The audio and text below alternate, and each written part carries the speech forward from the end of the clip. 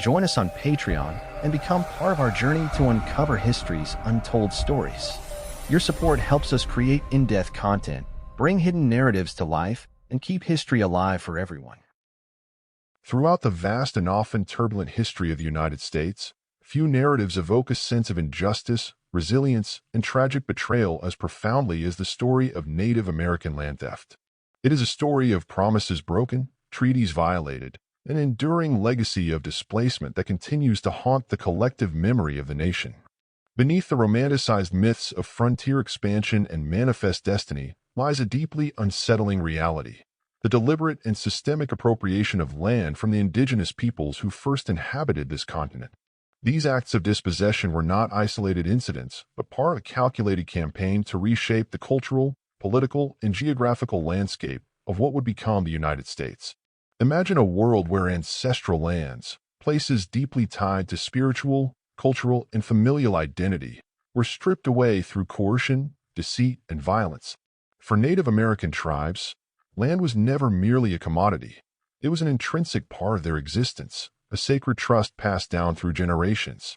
It held the stories of their origins, the bones of their ancestors, and the rhythms of their daily lives. Yet, for centuries, these lands became the targets of insatiable greed, colonial ambitions, and the relentless march of settlers eager to claim what was not theirs. The resulting consequences for Native communities were devastating, creating ripples that continue to impact their descendants today. The theft of Native American land was often justified through a sinister combination of legal manipulation, military force, and cultural erasure. The ideology of manifest destiny, the belief that European Americans were divinely ordained to spread across the continent, provided a convenient moral pretext for actions that, by any measure, constituted theft on an unprecedented scale. Treaties were signed under duress or outright falsified, only to be broken when they no longer served the interests of the government or settlers. Tribal sovereignty was systematically undermined, and entire communities were forcibly removed from their homelands, often subjected to grueling marches that claimed countless lives. But the story of Native American land theft is not only one of loss. It is also a tale of resilience, survival, and unyielding resistance. Despite the immense pressures they faced, Native communities fought to preserve their culture, protect their people, and reclaim their rights. Their enduring struggle serves as both a testament to their strength and a stark reminder of the injustices that shaped the foundations of the modern United States. In this exploration of Native American land theft, we will delve into 5 deeply disturbing facets of this dark chapter in history, each revealing the calculated methods, devastating consequences, and enduring legacy of these actions. From the early days of colonization to the present, the story of Native American land theft is a stark reminder of the cost of unchecked ambition and the resilience of those who refuse to be erased. As we journey through these truths, may we not only confront the past but also consider our responsibility in shaping a more just and equitable future. The historical roots of Native American land theft trace back to the earliest days of European colonization. When European explorers first arrived on the shores of the Americas, they encountered a diverse tapestry of indigenous nations, each with its own unique culture, governance, and relationship to the land. To these newcomers, the continent appeared vast and untamed, a blank slate upon which to project their ambitions. Yet, what they perceived as empty wilderness was, in fact, the ancestral homeland of millions of people who had cultivated and cared for the land for generations. This fundamental misunderstanding, or willful ignorance, laid the groundwork for centuries of dispossession. Colonial powers quickly established a pattern of taking indigenous lands through a combination of force and deceit. The doctrine of discovery, a legal principle rooted in European Christian theology, was used to justify claims to lands already inhabited by native peoples. According to this doctrine, any land not occupied by Christians was considered empty and available for conquest. This pernicious idea not only disregarded the sovereignty of indigenous nations, but also dehumanized them, framing them as obstacles to be overcome rather than equal partners in coexistence. The early treaties between Native American tribes and colonial powers were often marked by a profound imbalance of power. While some agreements were made in good faith, many were negotiated under duress or with deliberate deception.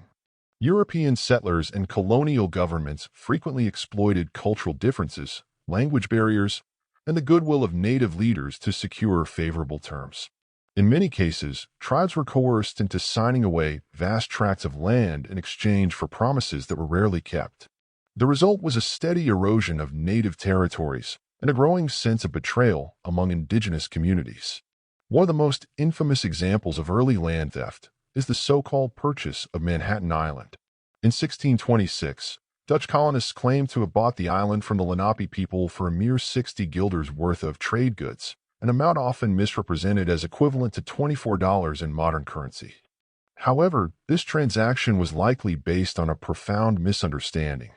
The Lenape concept of land ownership differed significantly from the European model.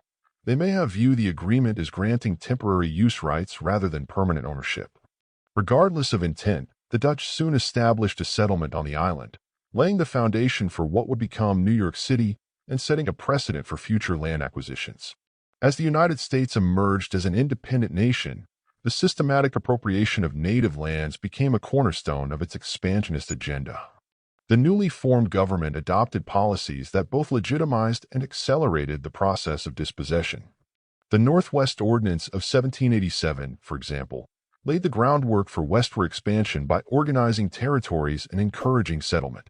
While it nominally recognized Native American land rights, it also declared that these lands could be acquired through just and lawful wars or voluntary cession, a provision that opened the door to widespread abuse.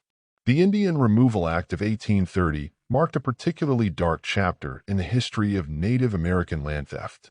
Signed into law by President Andrew Jackson, the act authorized the forced relocation of native tribes from their ancestral homelands in the southeastern United States to designated territories west of the Mississippi River. Proponents of the policy framed it as a benevolent measure, arguing that it would protect native communities from encroaching settlers and allow them to preserve their way of life. In reality, it was a thinly veiled land grab that prioritized the interests of white settlers over the rights and welfare of native peoples. The implementation of the Indian Removal Act led to the infamous Trail of Tears, a series of forced marches that resulted in the deaths of thousands of Native Americans. Tribes such as the Cherokee, Creek, Choctaw, Chickasaw, and Seminole were uprooted from their lands and subjected to grueling journeys under harsh conditions. Families were torn apart and entire communities were decimated. The trauma of these events left deep scars that continue to affect Native descendants to this day. Throughout the 19th century, the U.S. government continued to employ a variety of tactics to seize native lands. The treaty-making process, ostensibly a means of negotiating peaceful agreements, became a tool for manipulation and exploitation. Treaties were often drafted in a language that native leaders could not fully understand, and their terms were frequently violated or ignored. The discovery of valuable resources such as gold and fertile farmland on native lands further fueled the government's appetite for expansion, leading to a series of conflicts and forced removals. One of the most egregious examples of treaty violations occurred in the Black Hills of South Dakota. The 1868 Treaty of Fort Laramie had guaranteed the Lakota Sioux exclusive rights to the region, which they considered sacred. However, the discovery of gold in the Black Hills in the 1870s sparked a rush of prospectors and settlers, leading the U.S. government to renege on its promises. The ensuing conflict culminated in the Battle of Little Bighorn, a rare victory for the Lakota and their allies, but one that ultimately led to further reprisals and the loss of their lands. The late 19th and early 20th centuries saw the implementation of policies aimed at erasing Native American culture and assimilating indigenous peoples into mainstream American society. The Dawes Act of 1887 epitomized this approach by breaking up tribal lands into individual allotments. Under the guise of promoting self-sufficiency, the act effectively dismantled communal landholding systems and opened surplus lands to non-native settlers. The result was a dramatic reduction in native landholdings and the fragmentation of tribal communities. The legacy of Native American land theft is not confined to history books. It continues to shape the lives of indigenous peoples today. Many tribes remain displaced from their ancestral homelands, struggling to preserve their cultural heritage and secure economic opportunities. Legal battles over land rights and sovereignty are ongoing, as Native communities seek to reclaim what was taken from them and assert their place in a society that has long marginalized them. This enduring struggle is a testament to the resilience and determination of Native peoples. Despite centuries of oppression, They have managed to preserve their cultures, languages, and traditions, passing them down to future generations. Their stories of survival and resistance offer valuable lessons about the importance of justice, equity, and the need to confront the darker aspects of our shared history. As we reflect on the disturbing truths of Native American land theft, we are called to question the narratives we have inherited and the systems that perpetuate inequality.